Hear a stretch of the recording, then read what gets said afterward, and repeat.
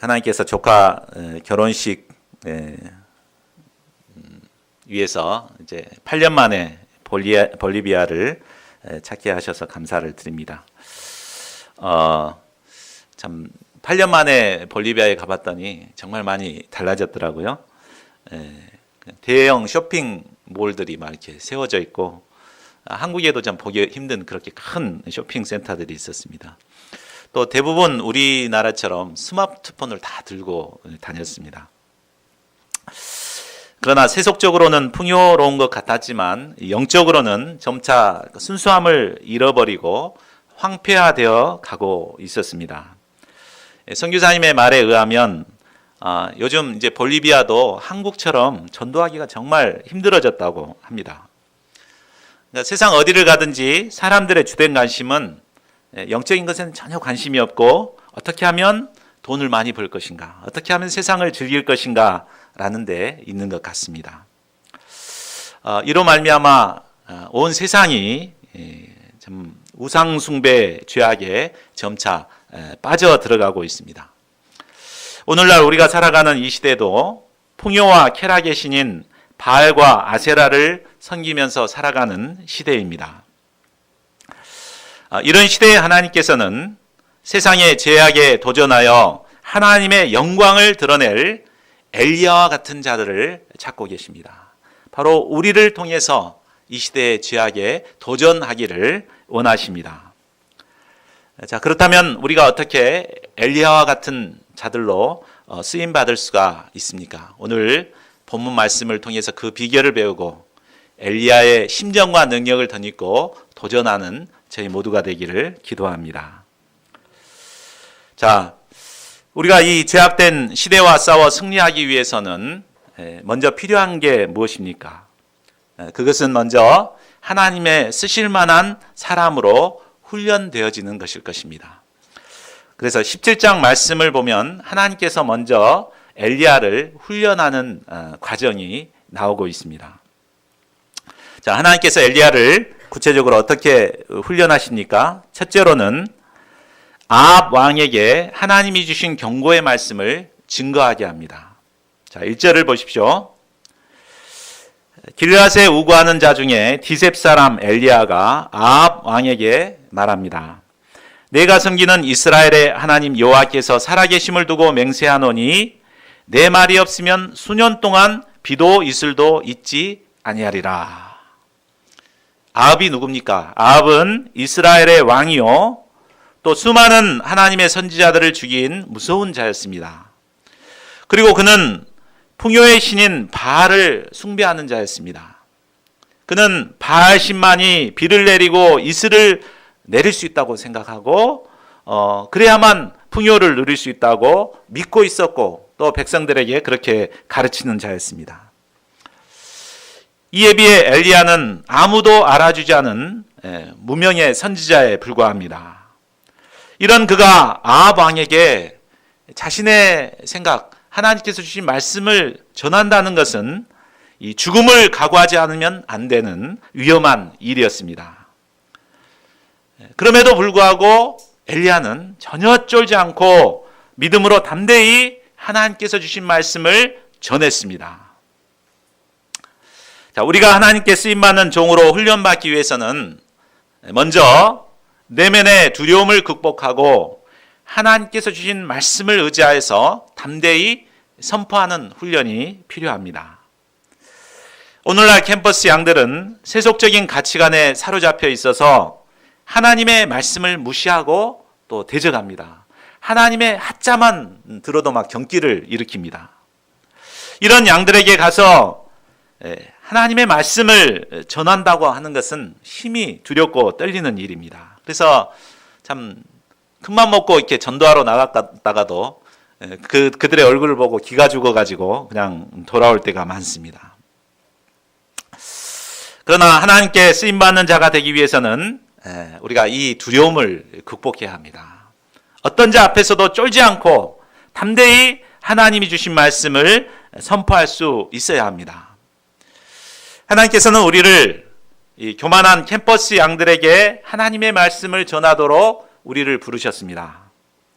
우리가 캠퍼스가 아무리 대적하는 이런 분위기라 할지라도 우리가 쫄지 말고 담대히 하나님의 말씀을 전하는 자들이 될 수 있기를 기도합니다.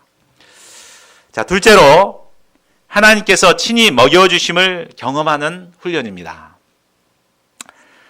먹는 문제는 생존이 달려있는 아주 중요한 문제입니다. 하나님이 주신 사명을 감당하기 위해서는 먼저 하나님께서 친히 먹여주신다는 이 믿음이 있어야 합니다. 때문에 하나님께서는 항상 이 먹는 문제로 우리를 훈련하십니다. 그래서 항상 우리가 성경을 쭉 보면 믿음의 사람들은 이 먹는 문제를 가지고 훈련하는 것을 볼 수 있습니다. 출애굽한 이스라엘을 훈련하실 때도 광야에서 40년 동안 먹는 문제로 훈련하셨습니다. 이를 통해서 사람이 떡으로만 사는 것이 아니요 오직 여호와의 입에서 나오는 모든 말씀으로 사는 줄을 알게 하도록 하셨습니다. 자, 이 때문에 이제 하나님께서는 이 엘리야도 그렇게 훈련하시고자 그를 그릿 시내로 인도하십니다. 2절에서 3절을 보십시오. 2절에서 4절입니다. 여호와의 말씀이 엘리야에게 임하였습니다. 너는 여기서 떠나 동쪽으로 가서 요단 앞 그릿 시내가에 숨고 그 시냇물을 마시라. 내가 까마귀들에게 명령하여 거기서 너를 먹이게 하리라. 요단강의 그릿 시내는 사람이 전혀 살지 않는 외롭고 황량한 곳입니다. 그곳에는 광야가 끝이 없이 펼쳐 있기 때문에 먹을 것이 전혀 없습니다. 그곳으로 까마귀가 먹을 것을 물고 와서 자신을 먹이게 하신다는 말씀입니다. 참 믿겨집니까? 이 광야에서 까마귀가 지도 배고픈데 그 먹을 걸 물고 그 먼 곳까지 날아와 가지고 내놓겠습니까? 그것도 까마귀가 이렇게 준다고 해봤자 그것이 얼마나 되겠습니까? 참 그것을 기대할 바에는 차라리 자기가 직접 나가서 먹을 것을 구하는 것이 현실적일 것 같습니다. 그러나 엘리야는 이런 참 이해하기 어려운 명령 앞에 어떻게 합니까? 5절을 보십시오. 엘리야는 모든 의심과 불신을 물리치고 여호와의 말씀에 단순히 순종했습니다. 까마귀들을 통해 먹이신다는 말씀이 허황돼 보였지만 단순히 믿고 순종했습니다. 그래서 가서 그곳에서 머물렀습니다. 그럴 때 어떻게 됐습니까? 하나님께서는 까마귀를 통해서 아침 저녁으로 떡과 고기를 풍성하게 주셨습니다. 그래서 정말 가뭄으로 먹을 것이 없었지만 그곳에서 풍성하게 배불리 먹게 하셨습니다. 하나님께서는 때로 우리를 이 먹는 문제를 통해서 훈련하십니다. 이를 통해서 하나님이 먹이신다는 믿음의 훈련을 하십니다. 저도 한때 사업의 실패로 마이너스 통장을 의존해서 살아가던 때가 있었습니다. 그러나 그런 상황에서도 하나님께서는 필요할 때마다 채워주심으로 정말 스릴 넘치는 은혜를 경험하게 했습니다. 마이너스 통장을 또 만들어야 되는가 막 이렇게 할 때 여지없이 하나님께서 다 이렇게 물질을 채워주셔가지고 이렇게 어려움을 이겨나가게 하셨습니다. 자, 혹시 우리 중에 물질적인 궁핍으로 어려움을 겪고 계신 분은 없습니까? 어려운 가운데서도 우리가 하나님의 말씀을 의지하고 순종할 때 하나님께서는 우리를 친히 먹이십니다. 전혀 예상치 못했던 까마귀를 통해서 우리를 먹여주십니다. 자, 세 번째 훈련입니다. 세 번째로는 가난한 사르밧 과부에게 섬김을 받는 훈련이었습니다. 자, 7절을 보십시오. 계속되는 가뭄으로 그릿 시내가 말라버렸기 때문에 이제는 더 이상 그곳에 머무를 수 없게 되었습니다.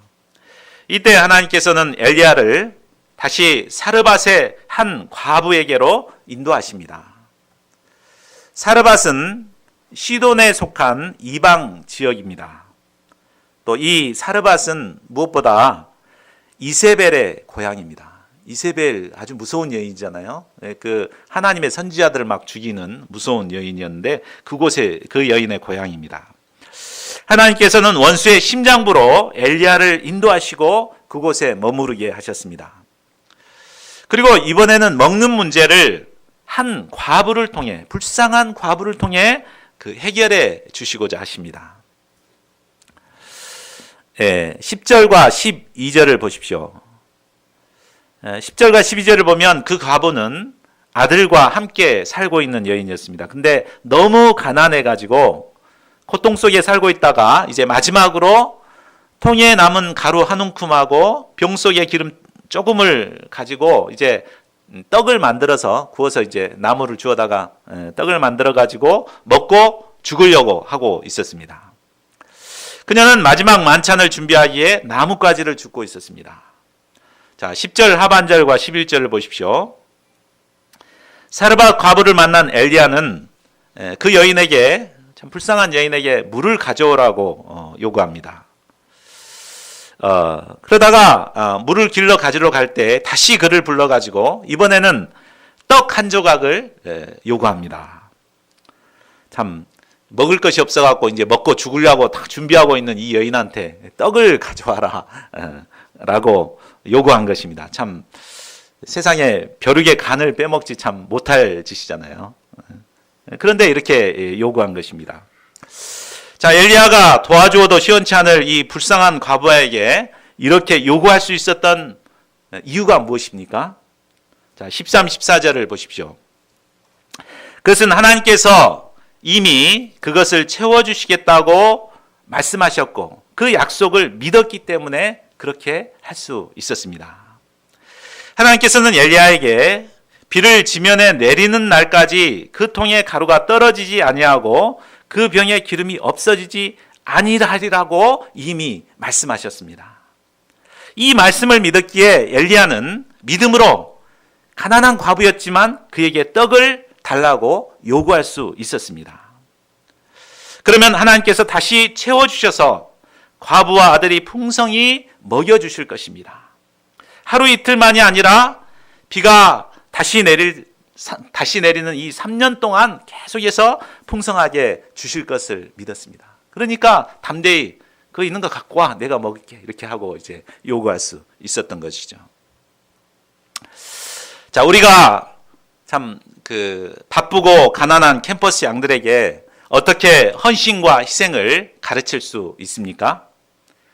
그것은 하나님께서 반드시 그들의 희생과 수고를 채워주실 것이라는 믿음이 있기 때문에 가능한 것입니다. 우리가 젊은 날 주와 복음을 위해 드리는 헌신과 수고는 반드시 하나님께서 몇 곱절로 채워주시는 분이십니다. 당대뿐만 아니라 후대에까지 풍성한 축복을 얻게 되는 것을 우리는 볼 수 있습니다. 이번에 저희 누님들과 함께 볼리비아 선교지를 탐방하였습니다. 저희 누님들은 우리 형님, 이제 볼리비아에 가 계신 형님이 좋은 직장, 누구도 부러워하는 좋은 직장을 하루아침에 딱 사표를 내고 이제 후진국 선교사로 나가니까는 정말 불쌍하게 여겼습니다. 그래서 안쓰러워가지고 막 그랬는데 이번에 직접 가서 보고 얼마나 영적으로 육적으로 축복을 많이 받았는가 이것을 목격하고 돌아왔습니다. 그랬죠? 우리 금요일날 사진으로 다 봤죠?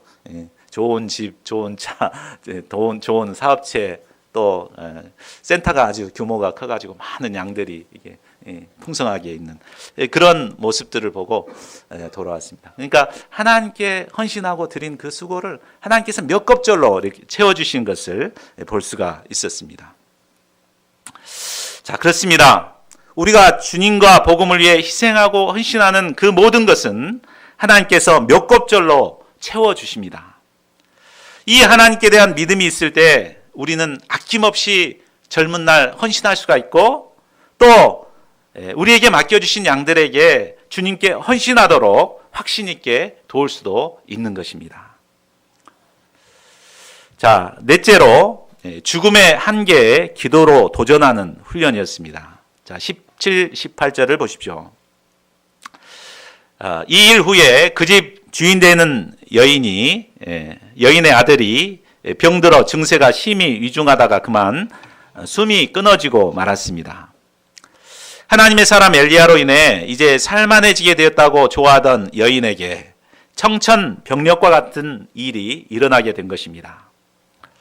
여인은 엘리야에게 원망을 퍼붓습니다.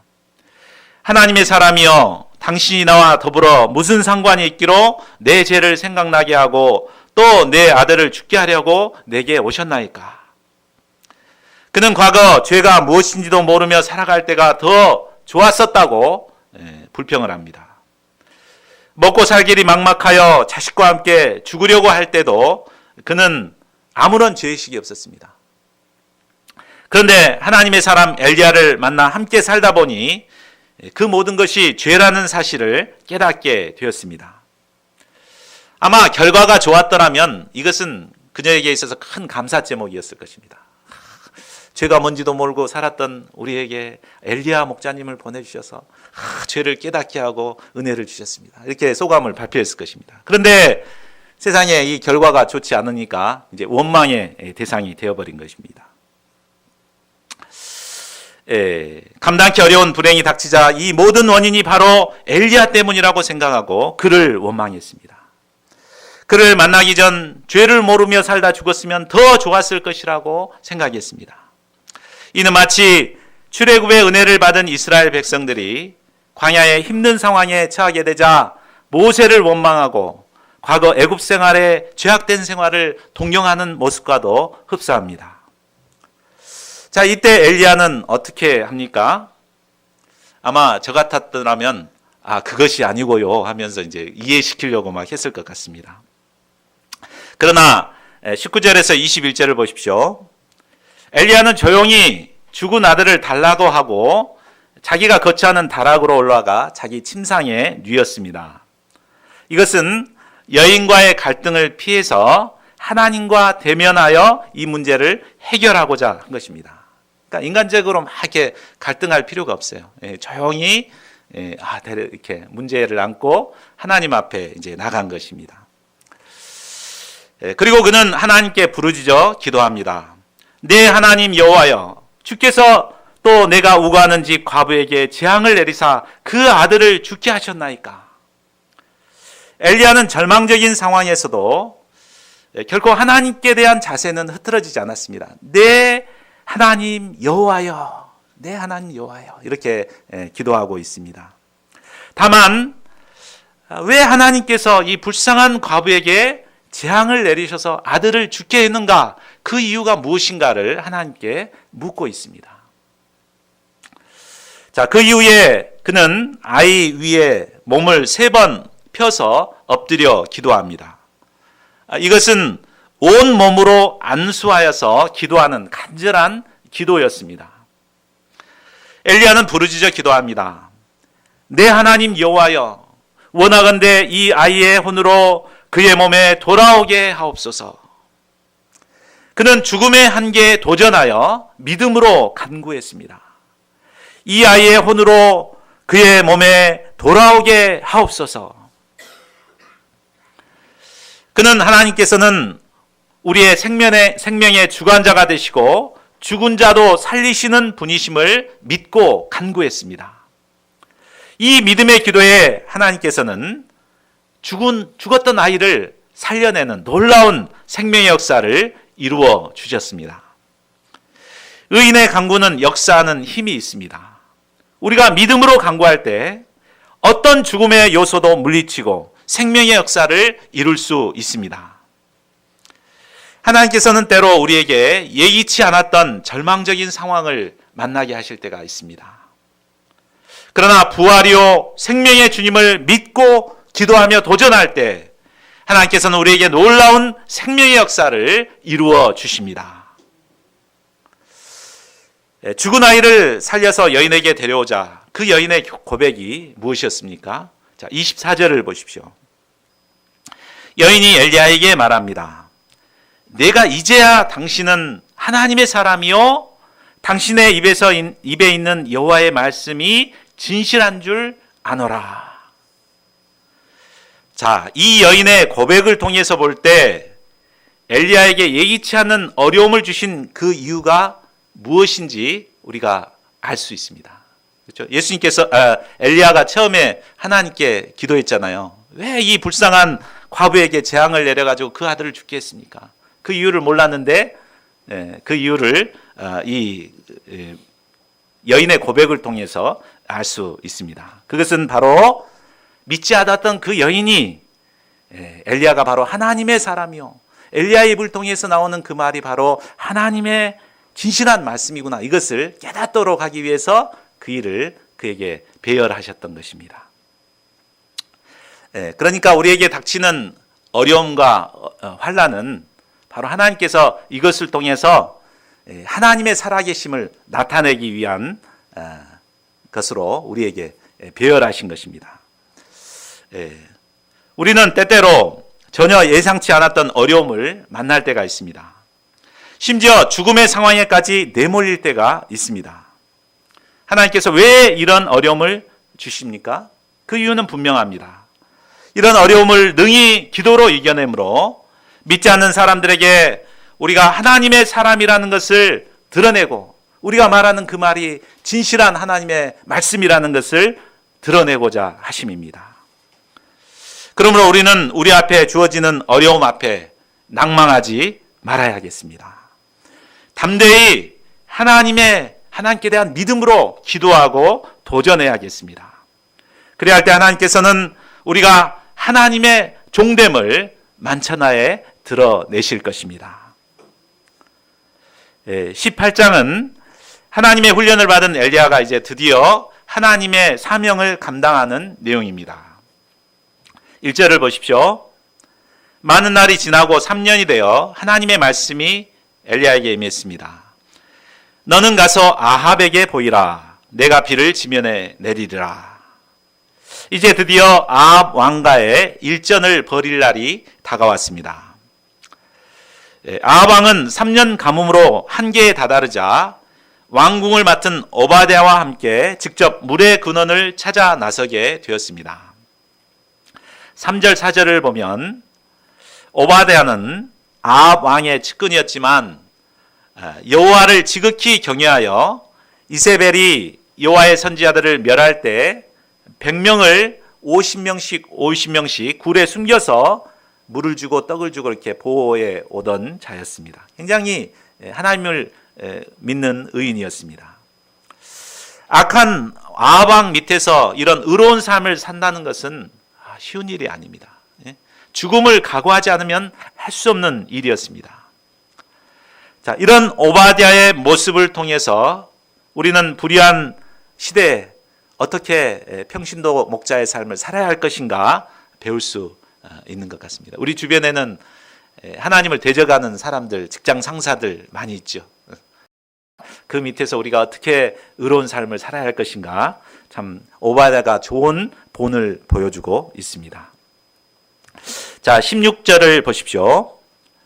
결국 오바댜는 이제 아합을 엘리야에게로 인도하게 됩니다. 이제 드디어 아합과 엘리야가 만나게 되었습니다. 아합은 엘리야를 보자마자 이스라엘을 괴롭히는 자여 너냐? 이렇게 물었습니다. 그는 자신의 잘못을 깨닫지 못하고 가뭄의 원인이 바로 엘리야 때문이라고 생각했습니다. 악인들은 항상 문제의 원인을 자신에게서 찾지 않고 늘 남에게서 찾고 남의 탓을 합니다. 이런 그에게 엘리야는 분명하게 말합니다. 내가 이스라엘을 괴롭게 한 것이 아니라 당신과 당신 아버지의 집이 괴롭게 하였으니 이는 여호와의 명령을 버렸고 당신이 바알을 따랐습니다. 바로 아합과 그의 아버지의 그 우상 숭배의 죄로 말미암아 이 불행의 원인이 왔음을 분명하게 밝혔습니다. 그리고 바알의 선지자 450명과 아세라 선지자 400명을 갈멜산으로 모아서 한판 승부를 하자고 제의를 합니다. 1대 850대의 그 도전장을 내민 것입니다. 자, 20절을 보십시오. 아합은 이 도전을 흔쾌히 받아들였습니다. 그리고 이스라엘 모든 자손들과 바알과 아세라 선지자들을 갈멜산으로 모았습니다. 싸움에 앞서 엘리야는 먼저 이스라엘 백성들에게 도전합니다. 그러니까 참 이 싸움의 목적이 어디에 있었는지 알 수 있습니다. 이겨서 이렇게 승리하는 것이 목적이 아니라 이 이스라엘 백성들을 돌이키고자 하는데 목적이 있었기 때문에 먼저 이스라엘 백성들에게 도전합니다. 우리 21절을 같이 한번 읽어보겠습니다. 자, 시작. 엘리야가 모든 백성에게 가까이 나아가 이르되 너희가 어느 때까지 둘 사이에 머뭇하려느냐. 여호와가 만일 하나님이면 그를 따르고 바알이 만일 하나님이면 그를 따를지니라 하니 백성이 한마디도 대답지 아니하는지라. 자, 이스라엘 백성들이 하나님의 택한 선민이었던 이스라엘 백성들이 왜 여호와와 바알 사이에서 머뭇거리고 있었을까요? 당시 시대를 생각해 보면 이해가 갈 수 있습니다. 당시는 국가의 힘을 이용해서 바알 신을 강요하던 시대였습니다. 여호와 하나님을 섬기는 선지자들은 죽임을 당했고 바알을 섬기는 선지자들은 왕의 식탁에서 먹고 마시는 호사를 누렸습니다. 이런 분위기 가운데서 사람들은 점차 여호와를 섬기는 데서 떠나 바알 신앙으로 옮겨갔습니다. 배교하지는 못하더라도 이제 어정쩡하게 양다리를 걸치며 신앙생활을 하고 있었습니다. 자, 이 모습이 바로 오늘날 현대 신앙인들의 모습이 아닌가 생각됩니다. 오늘날은 기독교 혐오감이 갈수록 높아져가는 시대입니다. 이런 시대 분위기로 인해 자신이 신앙인이라는 것을 분명하게 드러내지 못하고 어정쩡하게 신앙생활하는 사람들이 참 많습니다. 심지어 교회도 안 다니는 사람들이. 그래서 가난 교인이라 그러죠. 교회를 안 나가는 교인. 이런 자들이 많아지고 있습니다. 바로 이런 자들에게 엘리야가 도전하고 있는 것입니다. 너희가 어느 때까지 둘 사이에 머뭇하려느냐. 여호와가 만일 하나님이면 그를 따르고 바알이 만일 하나님이면 그를 따를지니라. 우리는 두 사이에서 분명한 결단을 내려야 합니다. 하나님의 백성으로서 분명한 정체성을 가지고 살든지 아니면 아예 불신자처럼 살든지 둘 중에 하나 선택해야 합니다. 한 사람이 두 주인을 섬길 수 없습니다. 하나님은 차거나 덥지도 않은 미지근한 신앙을 토하여 내치신다고 말씀하셨습니다. 우리는 하나님을 섬기는 하나님의 백성으로 살 것인지 우상 숭배자로 살 것인지 분명히 결단해야 합니다. 그러나 이스라엘 백성들은 대답하지 않았습니다. 왜 대답하지 않았겠습니까? 확실한 결과를 지켜보고 난 뒤에 결정하겠다는 그런 태도였습니다. 참 어떻게 보면 굉장히 얄밉죠. 그렇지만 이런 자세도 사실 필요합니다. 내가 지금 어떤 게 과연 진짜 하나님인가 이것을 정확하게 판단하고 깨닫고 영접하고자 하는 자세, 그것도 필요하죠.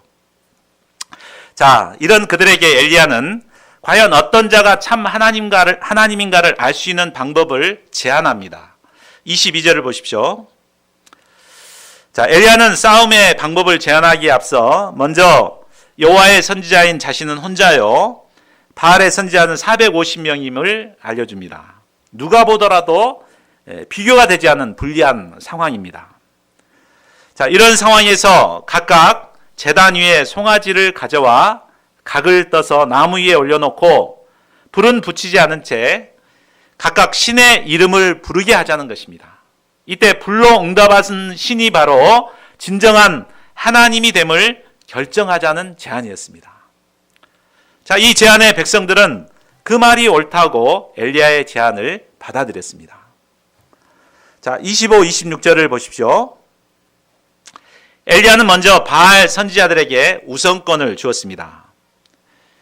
그들은 송아지를 가져다가 잡고 아침부터 낮까지 바알의 이름을 불렀습니다. 바알이여 우리에게 응답하소서. 그러나 아무런 소리도 없고 아무런 응답도 없었습니다. 그러자 이번에는 제단 주위에서 막 뛰놀았습니다. 정오가 되자 그들은 힘이 빠지고 목소리도 점점 기어들어갔습니다. 보다 못한 엘리야가 조롱하며 말합니다. 27절을 보십시오. 큰 소리로 부르라. 그가 신인즉 묵상하고 있는지, 혹은 그가 잠깐 나갔는지, 혹은 그가 길에서 행하는지, 혹은 그가 잠들어서 깨워야 할 것인지 큰 소리로 불러, 큰 소리로, 이렇게 자극을 시켰습니다. 이에 자극을 받은 그들은 큰 소리로 부르고 피가 흐르기까지 칼과 창으로 자신들의 몸을 상하게 했습니다. 이러기를 저녁이 되도록 했지만 아무런 소리도 응답도 없었습니다. 이를 통해 바알은 헛된 우상에 불과하다는 것이 만천하에 드러나게 되었습니다. 자, 이제 엘리야의 차례가 되었습니다. 30절을 보면 그는 결전을 시작하기 전에 모든 백성들에게 무너져 있는 제단을 수축하게 합니다. 그 전까지는 이제 하나님의 제단은 무너져 있었죠. 그런데 다시 수축하고 12지파를 상징하는 12돌을 세웁니다. 그 뒤에 제단을 돌아가며 도랑을 만들고 제단 위에 나무를 벌려놓고 이제 송아지에 각을 떠서 그 나무 위에 올려놓습니다. 그리고 통 넷에 물을 가득 채워다가 번제와 나무 위에 붓도록 합니다. 번제물과 나무 위에 붓도록 합니다. 그것도 3번씩 반복해서 하도록 했습니다. 그랬더니 물이 제단에 두루 흐르고 또랑에까지 물이 가득 차게 되었습니다.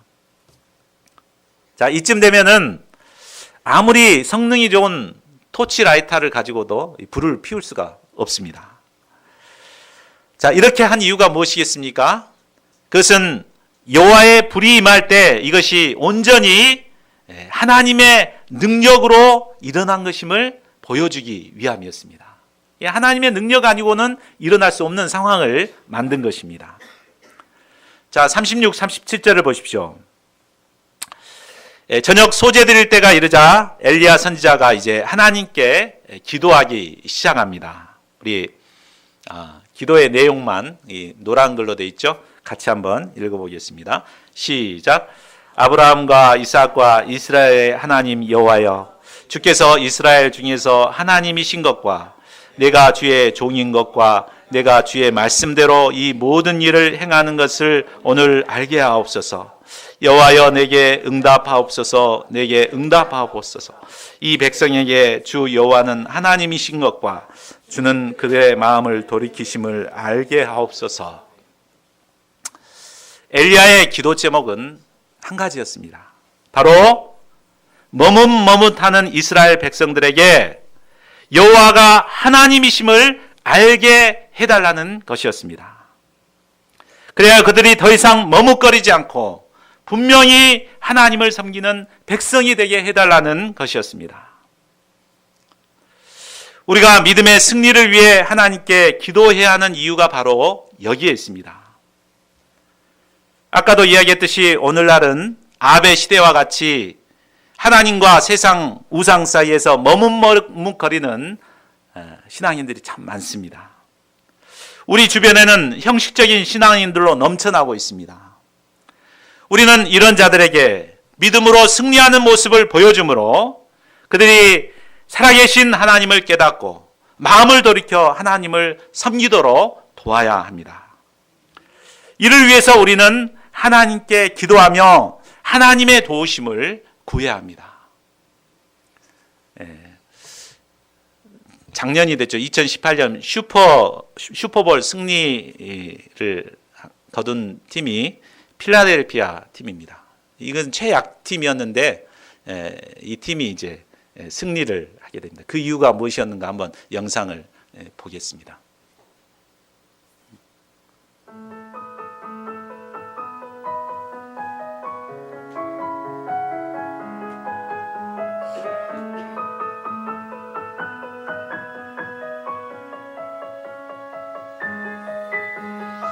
How do you explain this, that 9 years ago you're coaching in high school and here you are with this trophy? I can only give the praise to my Lord and Savior Jesus Christ for giving me this opportunity. And I'm going to tell you something. I got the best players in the world. And Zach Ertz caught the game-winning touchdown. What was that feeling like? I mean, glory to God first and foremost. We wouldn't be here without him. Let's bring in your MVP, Nick Foles.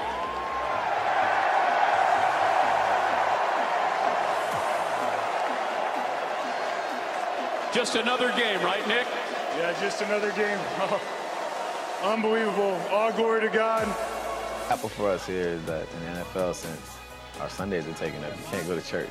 So you have the opportunity to attend chapel, which is like a small church service, and we're able to get our word in. Every Monday night, we have a couples Bible study. We have a Thursday night team Bible study, and then Saturday nights, we actually get together the night before a game and just kind of pray, talk through the word, what guys have been reading, what they're struggling with, and just kind of keep it real with each other. To have that here in an NFL facility like this, it's really special. How important is it for you to use your platform to glorify God? Number one goal on this earth is to make disciples. That's the only job that we want to do. So Faith in Football this Sunday is huge. It's a platform that we have to draw people to the Word, to Jesus. It's something that we don't take for granted by any means. It's obviously a responsibility, but we love that.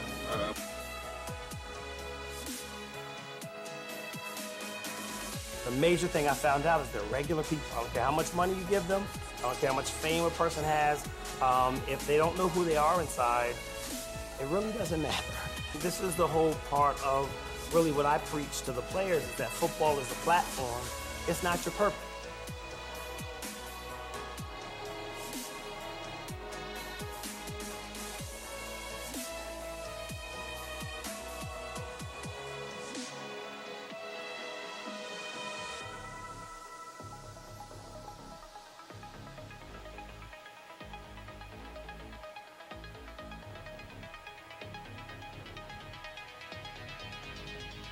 That faith alone in Jesus is what leads to salvation, and then the works come out of your salvation. All we have to do is just put our faith in Jesus and believe in Him, and that's it.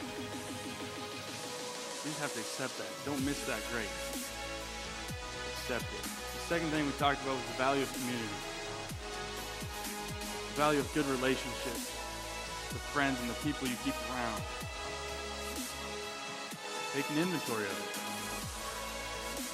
You have people in your life that are going to be building you up. Are you building others up? Take inventory of that, and I challenge you to look for that if you don't have it. And then the last thing we talked about was what's our purpose? Again, we talked about we all have a different mission field, we all have different gifts, a different calling. We have the same mission. You are, no matter where you're from, or what your job is, you have the same mission, and that's to spread the gospel and tell the world about Jesus.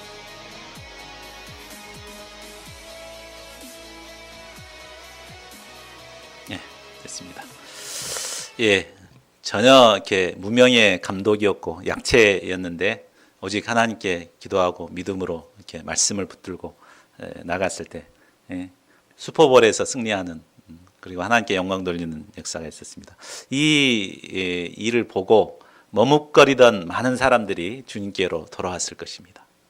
그러니까 우리가 실제 삶에서 영적인 싸움에서 승리해야 되는 이유가 바로 여기에 있는 거예요. 나의 영광이 아니라 바로 이것을 통해서 많은 머뭇거리는 자들에게 하나님을 드러내고 나타내고 영광을 돌릴 수 있도록 해야 되겠습니다. 우리 임수민 목자님이 이제 이번 주 화요일과 수요일 2차 임용고사를 보게 됩니다. 그동안 수빈 목자님은 믿음으로 임용고시를 준비해 왔죠. 대부분의 많은 사람들은 서울에 가서 이제 공부를 하고 열심히 했지만 우리 수빈 목자님 먼저 그의 나라와 의를 구하고 이렇게 주일 예배 모든 큐티 모임 이렇게 참석하고 하나님께 먼저 드렸습니다. 주변에 많은 사람들이 아마 이렇게 우리 수빈 목자님을 지켜보고 있을 것입니다.